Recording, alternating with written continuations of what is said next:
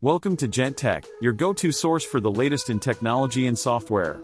Before we dive into today's exciting topic, make sure you hit that like button and subscribe to our channel so you never miss out on our valuable insights.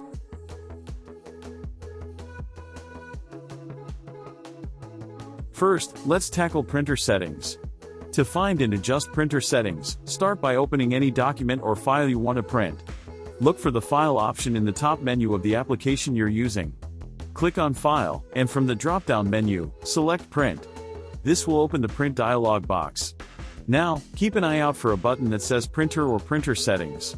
Click on it, and it will take you to the Printer Settings page. Here, you can choose the printer you want to use, adjust print quality, paper size, and other options.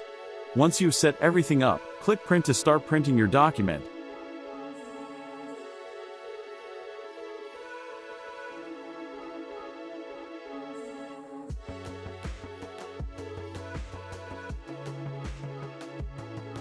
We love hearing from our community, so don't hesitate to drop a comment below with any inquiries or thoughts you might have.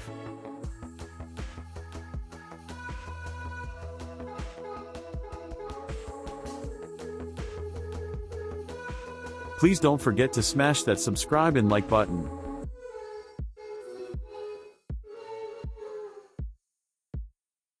Now, let's talk about Spotlight. Spotlight is a powerful search tool on your Apple device.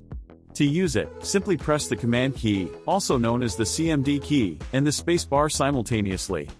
A search bar will appear at the top of your screen. Type in the keyword or phrase of what you're looking for. As you type, Spotlight will start displaying results that match your search. You can find apps, files, emails, and even web results. Just click on the result you want, and it will open or take you to the relevant location. Spotlight is a great way to quickly find things without digging through folders.